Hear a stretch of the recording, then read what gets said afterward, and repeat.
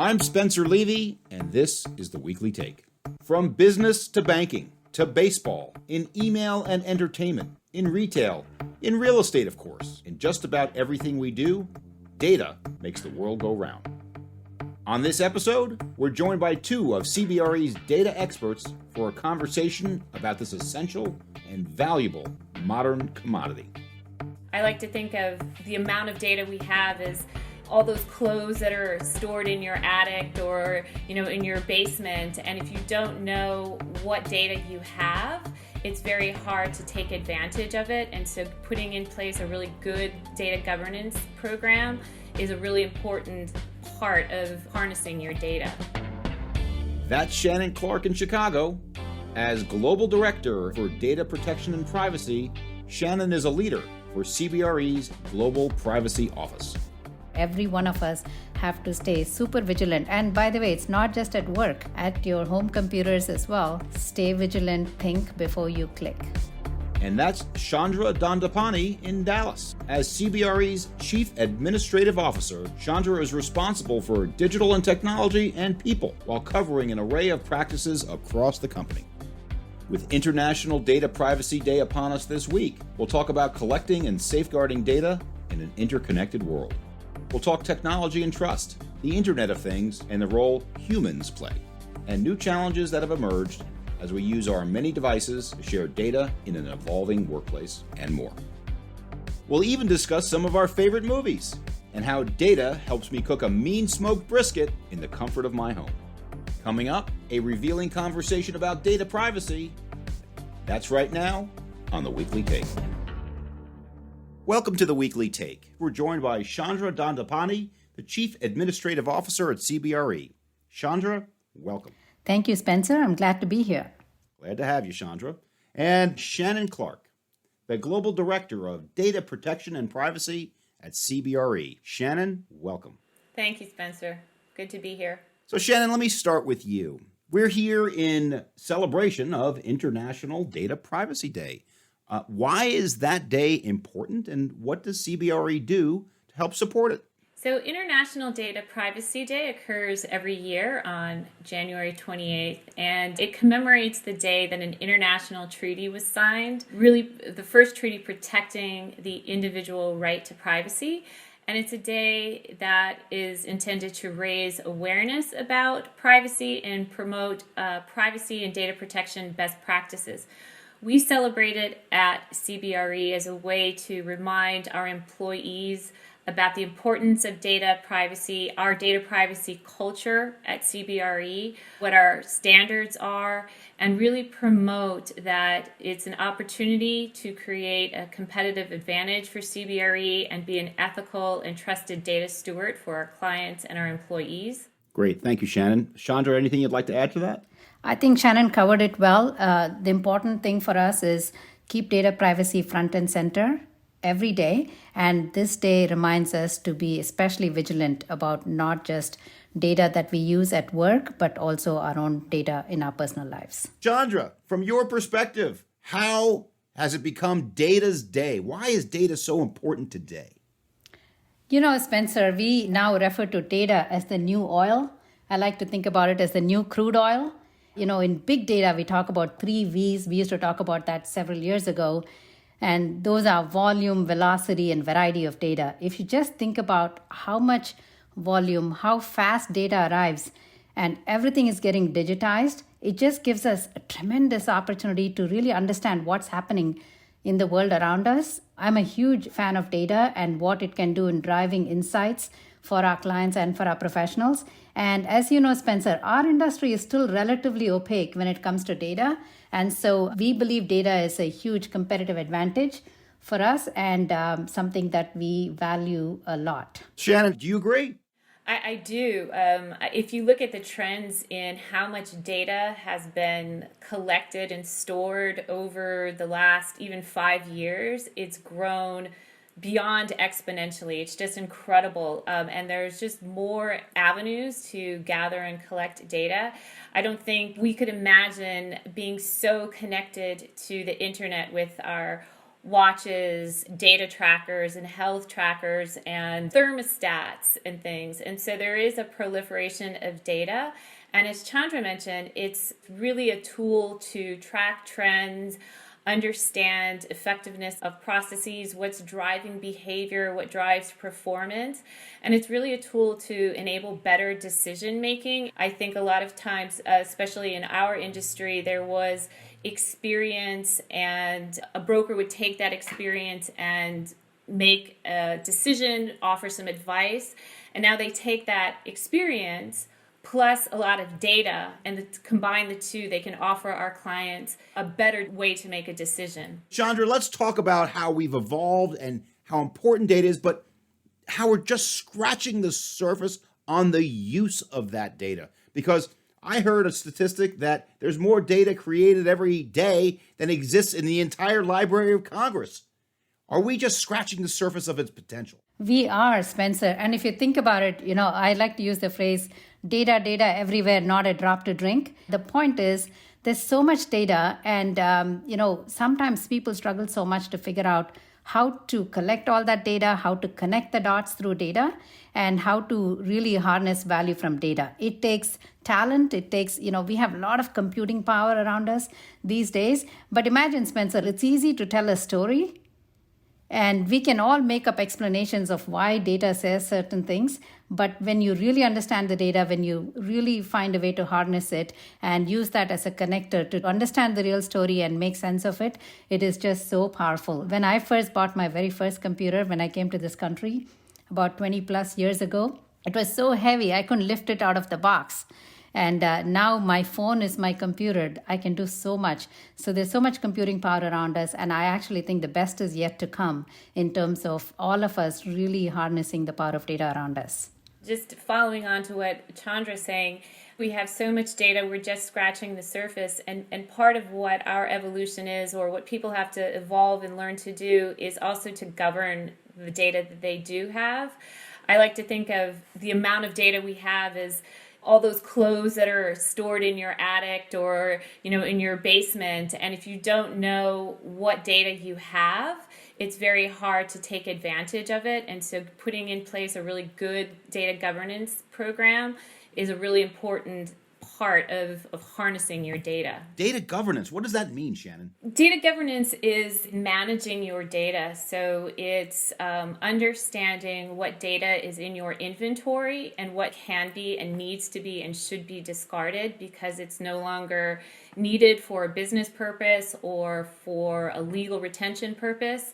And really understanding how long data should be retained, how it should be protected, ensuring that you don't have loss, and putting the proper security around it is the way that I use the term data governance. And if you think about it in simple terms, Spencer, the way I think about it is, how do we store the data? Who has access to it? And is it controlled on a need-to-know basis? For example, I don't want you to have access to my financial information, right? And so very similar in companies, we have to respect data governance rules on what access to data, who has that access, when do you use it, and how long do you keep it. Let's talk about that use case for a moment, because Shannon, you actually opened the door to this, talking about how our transactional professionals are using the data more, better. Just give us an example or two of how it's being used and where do you think it's going? One of the ways is our retail analytics group. So the group gets de-identified personal data, which might identify, for example, with a shopping center, where is their customer base coming from? In one instance that I know of, the team was surprised to learn that the geographic base of the customers was much broader than they expected. That also changed the demographics of the customer base.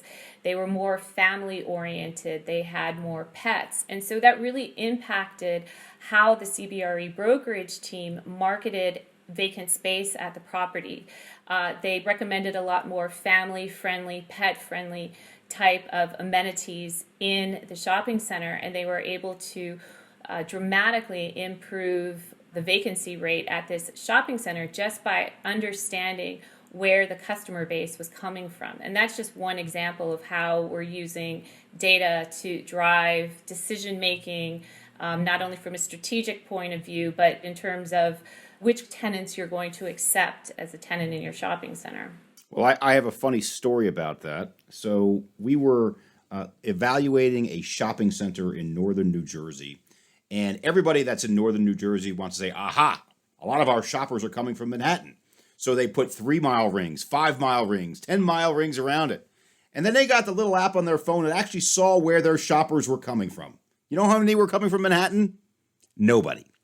Now, that's the bad news. Here's the good news. Because they knew exactly where their shoppers were coming from, the shoppers were coming from a higher wealth demographic than they had thought, and they were actually devaluing their center by trying to pick up a piece of Manhattan. So data isn't your enemy, it's your friend if used appropriately. Would you agree with that, Chandra?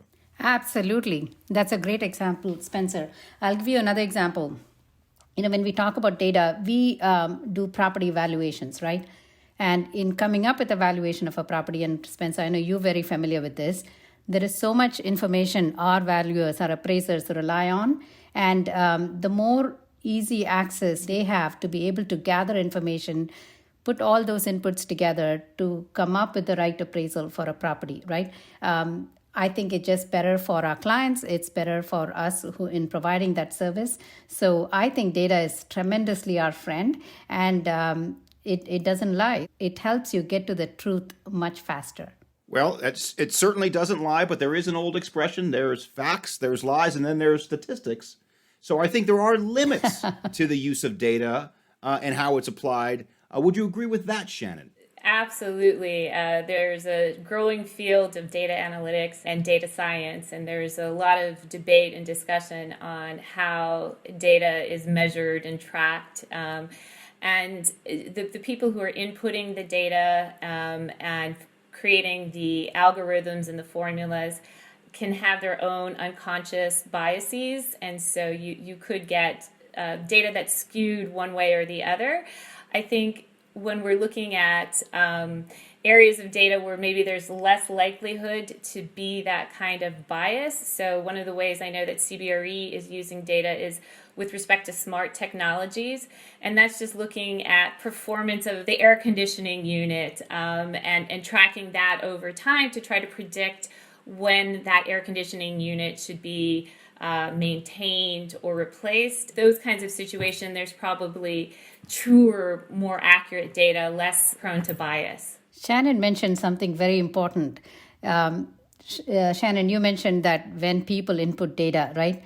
One of the things that I'm a big proponent of is when I look at data, right? Dashboards, for example, I want to get it directly from systems of record, not massaged by humans along the way who have their own versions of what story that data should tell.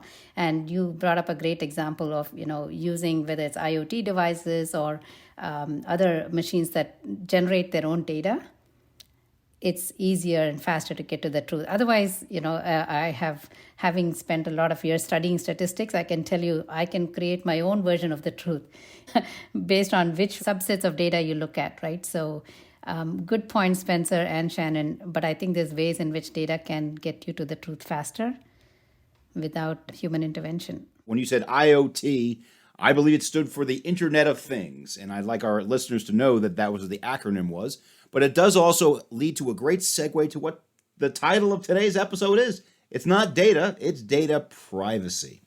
And the IoT issue, the Internet of Things, does bring up issues as it relates to privacy, not just for the functioning of the air conditioning system, but when you come and go from the building. Is it under your desk? Is it at the doorway? So, Chandra, in your own words, where is the Internet of Things today, and how does privacy fit into that? Spencer, like everything, right? When done right, you get a lot of good. It could also be harmful when not done right. So, for example, one of the things that we all should be conscious of is I'm sitting in my home right now. I have so many devices connected to the internet.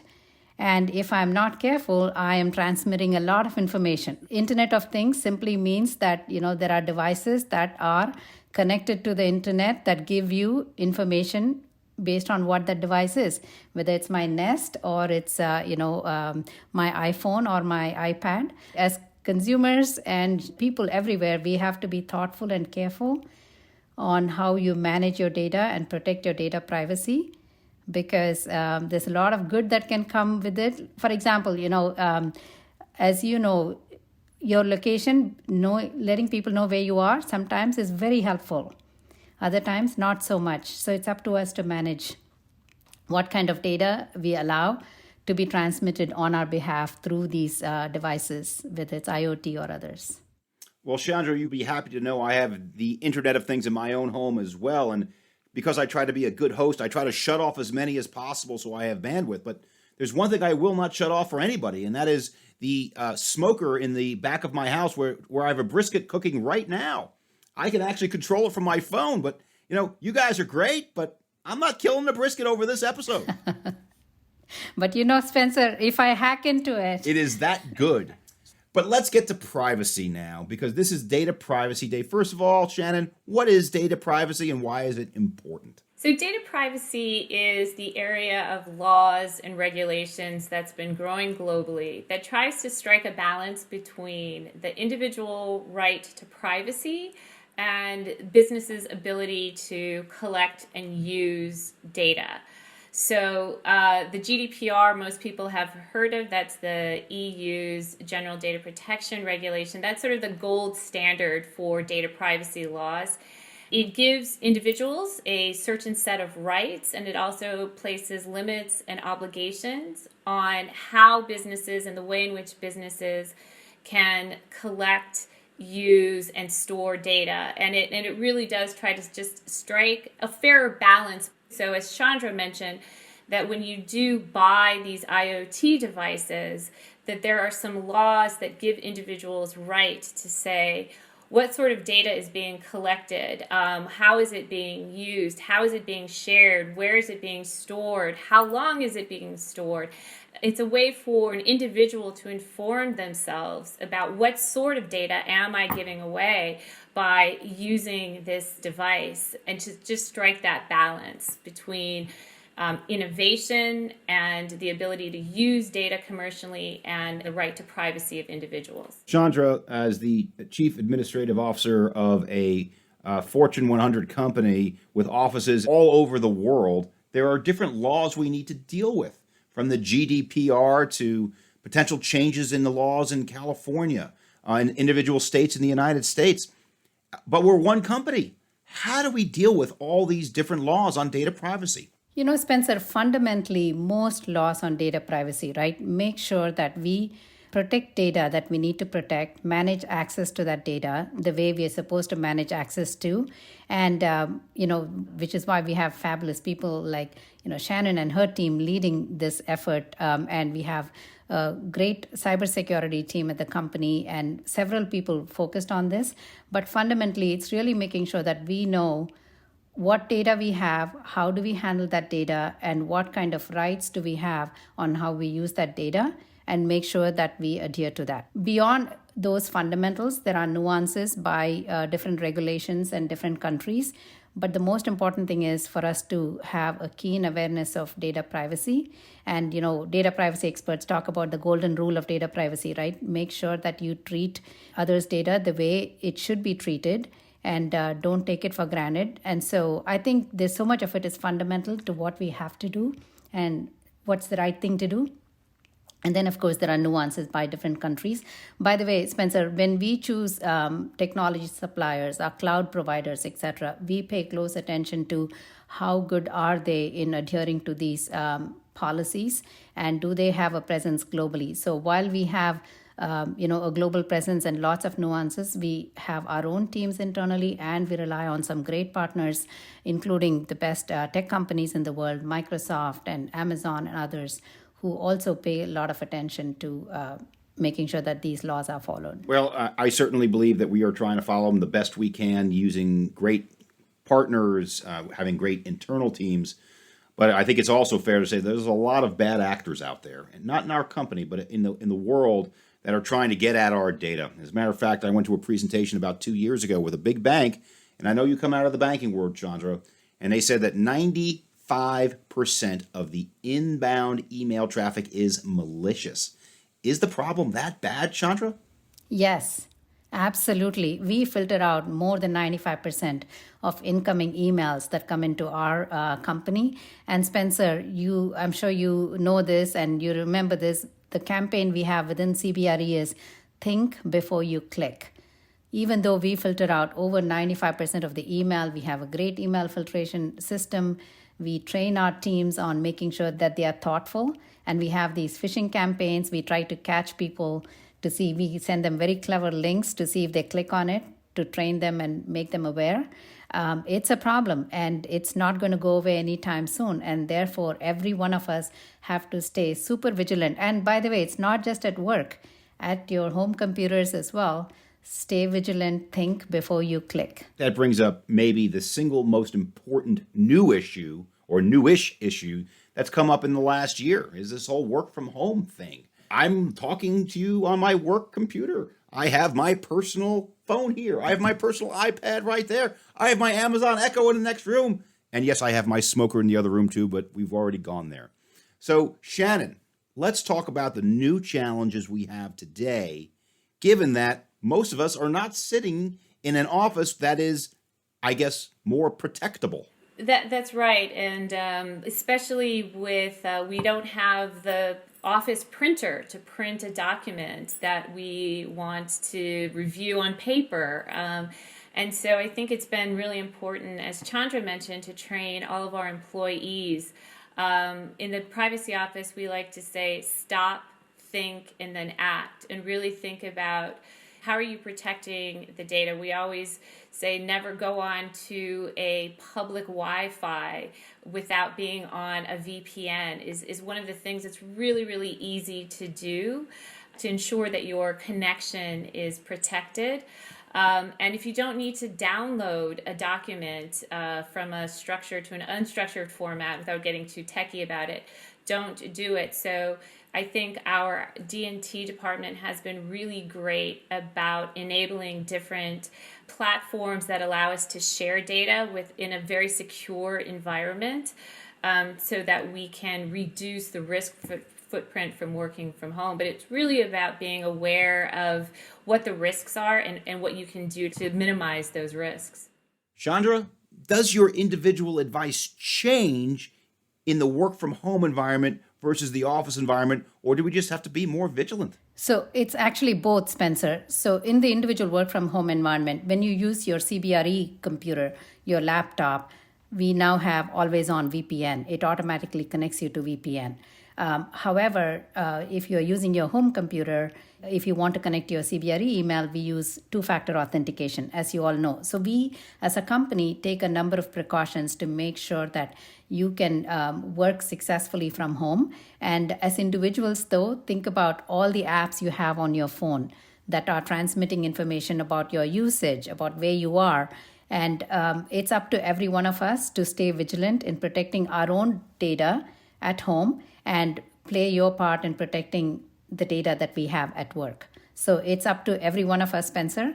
And as a company, we do a lot of things to make it easy for our employees to be able to work from home. But I would say never let your guard down when it comes to data privacy. Okay, so let's take out our crystal balls here for just a moment. We all like the movies. I'll ask you in a minute what your favorite movie is, but I will tell you there are some utopian movies. I always start with Charlie and the Chocolate Factory, though actually it's a little bit more disturbing when you actually think about what happened in that movie. But nevertheless, living in a chocolate factory isn't so bad.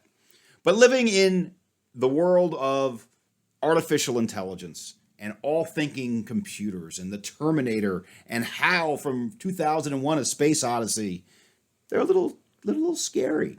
So how do you see the future, Chandra? Are we looking at Charlie and the Chocolate Factory, or are we looking at HAL from 2001: A Space Odyssey? You know, Spencer, none of us can claim to predict the future. I certainly can't. But what I will say is I think across the board, individuals around the world are getting much more smarter about data privacy and the need for it. regulators are getting more focused on this concept of data privacy. You see that through GDPR and the other laws that are coming out. So I actually think things will evolve just like it has in the past, Spencer, where there'll be a ton of development for the good in terms of data privacy laws and regulations, and there will be equal amount of development on the bad actor side. So I actually think this battle between good and evil and staying vigilant on data privacy is going to continue to play out. And by the way, one of my favorite movies is The Minority Report, where you can actually predict a crime before it happens. I love that movie, The Minority Report. And for those people who haven't seen The Minority Report, starring Tom Cruise, about a future cop who prevents crime through people who can see the future in technology. So Shannon, number one, what is your favorite movie? And how do you see the future? So starting with my favorite movie, it's Cinema Paradiso, which is an Italian film, which I just started watching again, and it's very heartwarming. Cinema Paradiso is great if you haven't watched it.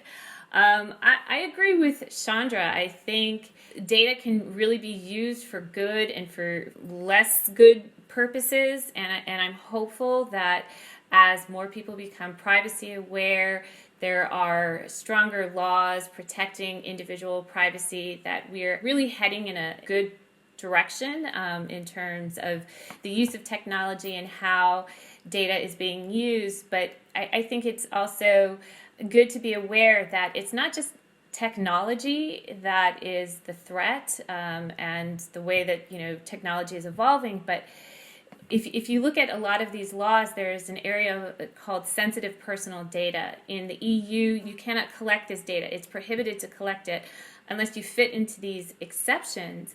And all of those categories of special category data were really what the Nazis used during the Holocaust to imprison people. Those were all the categories. I was wondering once, why is membership in a trade union a special category deserving of protection? And I was watching a documentary on the rise of fascism in Europe in the 20s and 30s.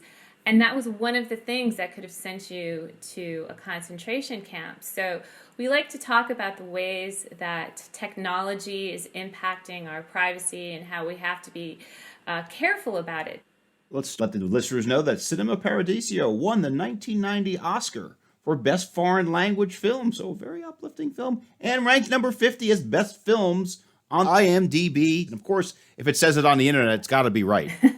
And see, Spencer, how good that was to have access to that data in an instant. Are you suggesting I didn't have that at the tip of my tongue? But no, Chandra, you're right. I didn't have that one until I looked it up. So let's talk now about an issue that I think we deal with on a daily basis, which is the fact that commercial real estate is a business where there are a lot of our transactional professionals who are concerned about technology. They're also concerned about sharing their data, not just for malicious uses, for competitive reasons and otherwise. I deal with this issue almost every day. And so what do we say to them? For the brokers that are listening, how do we say, get comfortable sharing your data because you and we will be better for it? Chandra, what's your point of view? As I've looked into this, and as we think about the data that we have as a company, we have collected detailed information on over 2 million properties, so many attributes about those properties. And so as a company, we have more data than any one individual broker may have in any part of the world. And so I think the best path for us forward is to blend the best of the data that the company can provide and the data that our brokers can contribute to the institution while continuing to maintain their individual advantage. One of the things that we are talking to our brokers about, they want recognition when they contribute data to the company, and they want to make sure that they don't lose out by contributing data. So those are all real things that we are working with our brokerage teams on, and this whole concept of broker operating platform and how do we help our brokers win with data as a differentiator is a huge priority for us as a company. And I think we're making some really good progress. It's not something that's been done before, Spencer, as you know, in our industry. But I feel very optimistic that with the amount of data, the investments we made in data, and the way we are problem solving this with our brokers, we will be in a much better place not too far from today. Shannon, same question to you. What do you say to our brokers who are concerned not only about sharing data for privacy reasons, but is this computer going to somehow disrupt the brokerage business? What's your point of view, Shannon?